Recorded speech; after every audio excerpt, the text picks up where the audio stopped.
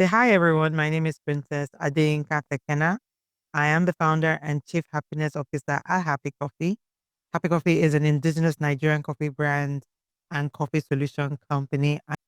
I'm happy to be on Just for Women Africa.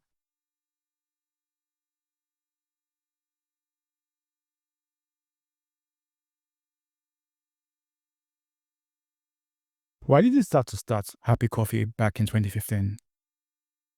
It's always a combination of a couple of things. I always start my story by I read a book when I was in college in America, and it was about Starbucks. I was intrigued by how the founder literally changed the coffee culture as we know it today. So in one of those things I tell myself, like, well, if I ever decide to start a business in the future, it will be in coffee.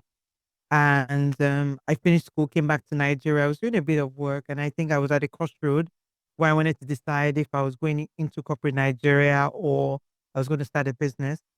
So that 2015, there was an application for African entrepreneurs who were interested in starting a business that could transform the continent. And that was how I applied for the Tony Elumelu Foundation application.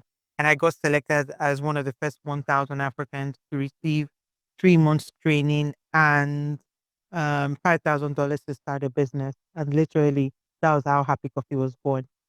What inspired you to focus on promoting Nigerian grown coffee instead of just importing like many other brands?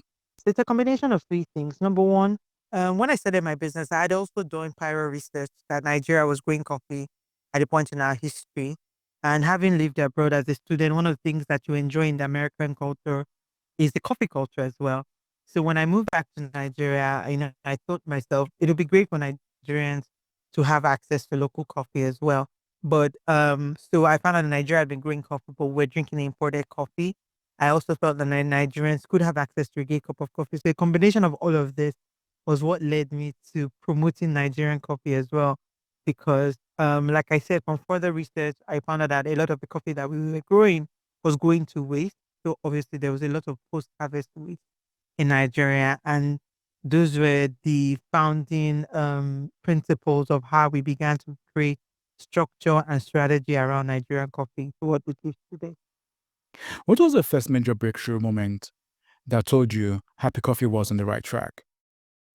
I think different things, different things. I think one of it was um, we had a coffee festival in 2019. And then we were barely 2, 3 years in business, and we wanted to do a coffee festival. We felt like there had to be conversation around the value chain players, especially from the farm to the cup. And we had our first ever coffee festival, and it was well attended.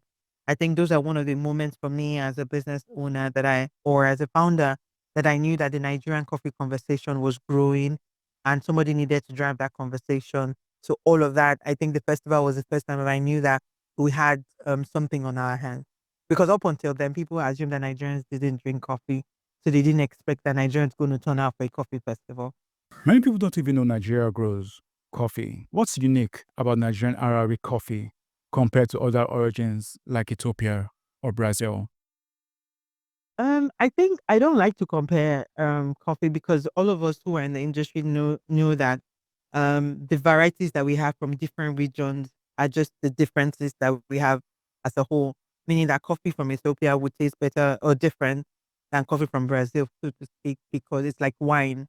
So for me, I wanted to first tackle the post harvest waste that we're experiencing in the Nigerian coffee value chain. And most times the way we have sent out our coffee to testing lab, one of the things that or analyzing coffee lab, one of the first things that we get is the Nigerian coffee has a cocoa hint to it. And I think it's because over the years as well, cocoa and coffee were grown side by side.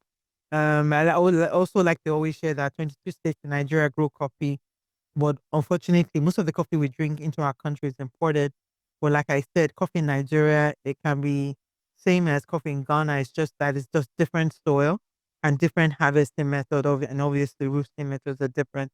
So that's how the coffees have different profiles as well.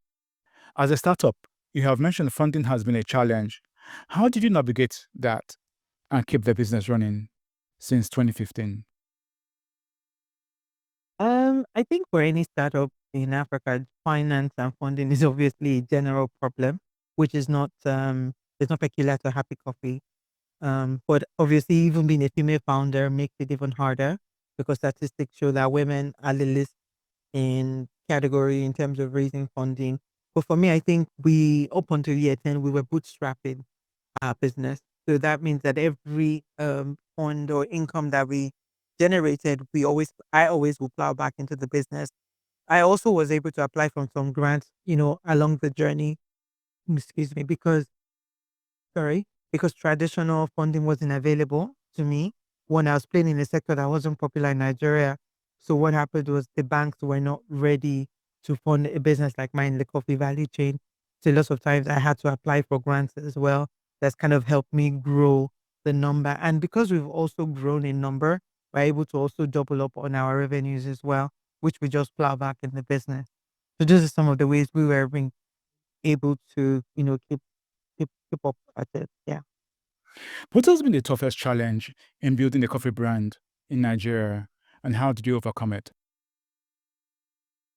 I think because Nigeria doesn't have a visible coffee framework, and we also don't have a national policy on coffee. And what that means is the government or the private sector are an active participant in the value chain. And also, data is also a very critical part of the business in terms of we don't have any data.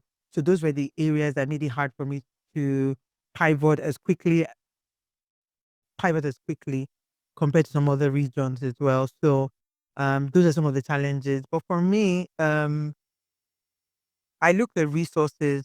I look at our business through the eyes of yes, we do have limited resources in building a coffee brand. But however, we have the internet. We are self trained. Most times, we build the brand by looking inside and creating solutions within the Nigerian coffee value chain. So a lot of times, we're able to strategize by looking at whatever is available to us, whether it's in financial resources or looking at what the customer requires, and then we design strategies around that. And that's what's helped us over the years. You said in Canada, how has international reception been to Nigerian coffee? I think the reception has been fantastic. I always say that our brand is in year 10 because Nigerians are our biggest supporters. When we started the brand, like I said, if our brand wasn't accepted at home, I don't think it would have been accepted anywhere in the world. So a lot of our customers who have come from Nigeria, even to the other countries, we also have in the UK as well. We service the US, but our major market is still Nigeria. So a lot of times we literally are growing everything that we're doing with immense support from the Nigerian consumer base as well. Where do you see Happy Coffee in the next 5 to 10 years? Oh, globally. So I think the first thing is, and we always say that our goal is to export the Nigerian coffee brand, Happy Coffee, to the rest of the world. While we also export Nigerian coffee, we want to be able to create coffee solutions in different parts of the world going forward. For in the next 5 years, we also want to build the largest processing center for West Africa and Nigeria, and it's because a lot of the coffee that is harvested in our region and the other West African countries, most of the coffee still needs to go back to China for processing. So we look forward to building a processing center in Nigeria where we can process more coffee, reduce post harvest waste, and engage the value chain actively. And what that means is we want to be able to develop solutions that create employment and have more people participate in the coffee value chain. What have you learned as an entrepreneur over the last 10 years?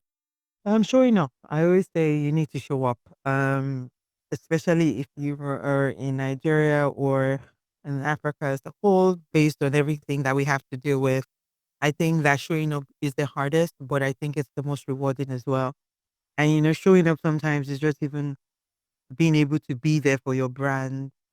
We've seen us in spaces, and those spaces have really literally transformed the face of what we do as a company today. So as an entrepreneur, I think the greatest thing or lesson that I've learned is to show up in every way you can for yourself and for the brand.